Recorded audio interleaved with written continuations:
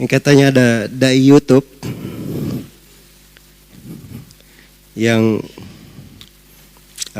mencela orang bahwa dia pesek,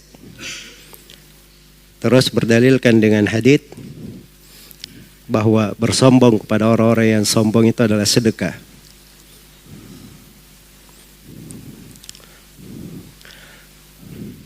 Nah, ini yang menjadi masalah ya, orang-orang yang munculnya di YouTube ini. Ya, siapa yang bikin aneh-aneh itu biasanya cepat dikenal di tengah manusia. Itu ambil aja kaidah, kalau ingin cepat terkenal bikin yang aneh-aneh saja, yang banyak orang tidak melakukan, atau bikin sensasi, bikin hal yang heboh. Nah, itu cepat terkenal tuh. Iya. Kalau dai enggak seperti itu akhlaknya. Dia itu menyampaikan sesuatu berdasarkan Al-Quran dan Sunnah. Padahal yang dicintai dan diridhai oleh Allah Subhanahu wa ta'ala. Jangan berbicara sembarangan. Ya, tidak ada hadits yang seperti itu bunyinya. Itu memang berjalan ya di lisan orang-orang awam. Ada memang bahasa, sampai orang Arab juga terkenal itu bahasa. At-takabburu alal mutakabbiri sadaqah. Katanya bersombong terhadap orang yang sombong itu adalah sedekah. Ini hadits tidak ada asal usulnya dengan lafaz itu. Iya. Kalaupun ada itu hadits yang batil, tidak diterima. Ada yang mirip dengan itu, disebutkan oleh Al-Ghazali di Ihya Ulumuddin, tapi dengan lafaz wa idza ra'aitumul mutakabbirina fatakabbaru alaihim. Kalau kalian melihat orang yang bersombong, maka berlaku sombonglah terhadap mereka. Karena itu untuk mereka adalah madallah dan sagar, adalah kehinaan dan kerendahan. Ya, tapi hadits ini dikomentari oleh Al-Iraqi sebagai hadits yang gharib. Memang bahasa gharib itu di pembahasan ulama hadits sering digunakan untuk istilah hadits yang lemah. Sebagaimana yang dipakai oleh Az-Zailai dalam Nasbur Raya, At-Tirmidzi dalam Jami' beliau. Iya, hanya saja ini dari Al-Iraqi, beliau tidak memaksudkan dengannya hadits yang lemah, tapi lebih daripada itu. Hadits gharib maksudnya tidak ada asal usulnya. Iya, karena itu Tajuddin As-Subki rahimahullahu taala dalam At-Tabaqat di biografi Al-Ghazali ketika menyinggung kitab Ihya Ulumuddin, beliau katakan dalam Ihya Ulumuddin itu ada hadits-hadits tidak ada sanadnya. Salah satunya hadits itu tadi. Salah satunya. Dan hadits itu sudah disebutkan oleh sebagian ulama yang menulis tentang hadits-hadits palsu. Dihukumi sebagai hadits apa? Hadits palsu. Maka tidak diragukan dia adalah hadits palsu, hadits yang batil. Dusta atas nama Nabi SAW. Kok bisa berjalan di lisan seorang dai? Apalagi dia pakai ribut dengan artis. Ini akalnya di mana? Iya. Bersombong itu adalah akhlak yang dilarang, diharamkan dalam agama.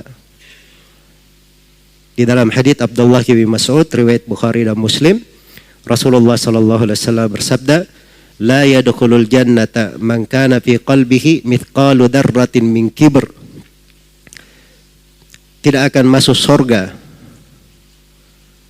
orang yang di dalam hatinya ada sebesar darah dari kesombongan. Nah, dikatakan tidak masuk surga. Bagaimana caranya dia katakan bersombong? Padahal ini adalah sifat apa?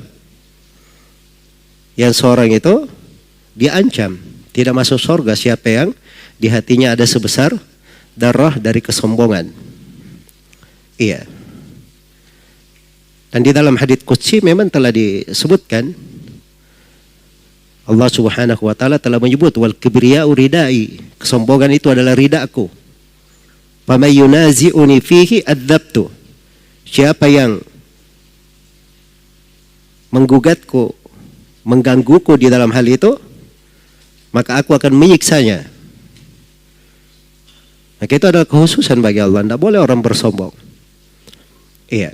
Terhadap orang kafir, mukmin itu bersifat izzah namanya. Izzah itu bukan sombong, tapi dia bangga dengan pendiriannya, bangga dengan agamanya.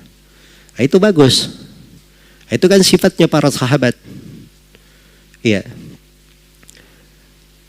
Sifatnya para sahabat. Itu sifatnya yang disebut di surah Al-Maidah.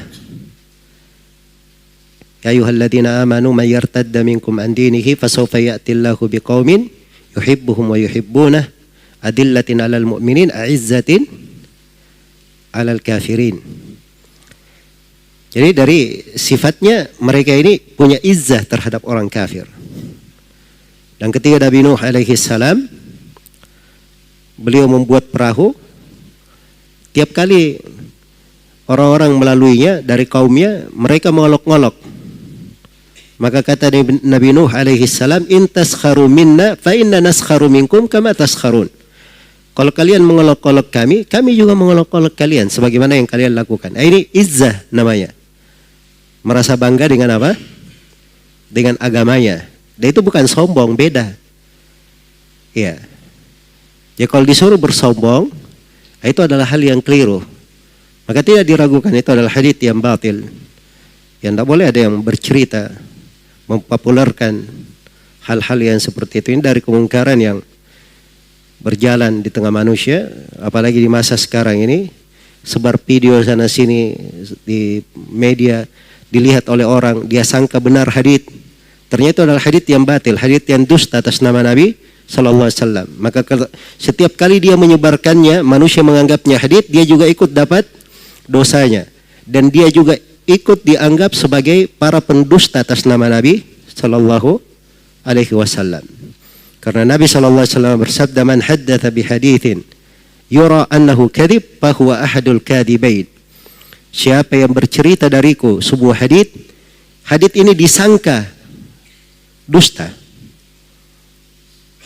diyakini atau disangka dusta, maka dia adalah salah satu dari pendusta. Jadi itu ada dua riwayat, bisa dibaca yura, bisa dibaca yara. Bisa dibaca ahadul kadibain, bisa dibaca ahadul kadibin. Salah satu dari dua pendusta, dan bisa dibaca salah satu dari para pendusta. Iya. Karena itu jangan bergampangan di dalam menyebarkan hal-hal yang tidak diketahui apakah itu hadits benar dari hadits Nabi atau tidak.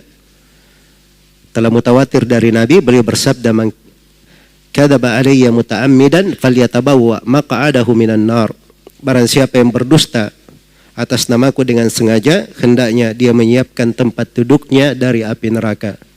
Semoga Allah memberi taufik kepada semuanya. Selain daripada itu, memaafkan itu adalah sifat yang terpuji. Dipuji memaafkan. Betapa banyak ayat-ayat hadits-hadits memuji orang yang memaafkan. Dia berbuat jelek kepada kita, kita balas dengan perbuatan yang baik. Iya. Idfa billatihi ahsan. Balaslah kejelekan dengan hal yang baik. Itu kan perintah dalam Al-Quran. Nah, demikian pula seorang itu gemar hidayah untuk orang lain. Ada yang menyimpang dari jalan yang lurus, dinasihati, diperbaiki, diarahkan. Ya bukan dengan dicela maupun dilakukan sifat-sifat seperti yang dia bahasakan dari hadits tadi. Semoga Allah Subhanahu wa taala memberi taufik kepada semuanya. Wallahu taala alam. Subhanakallahumma wa bihamdik asyhadu an la ilaha illa anta astaghfiruka wa atubu ilaik. Walhamdulillahirabbil alamin.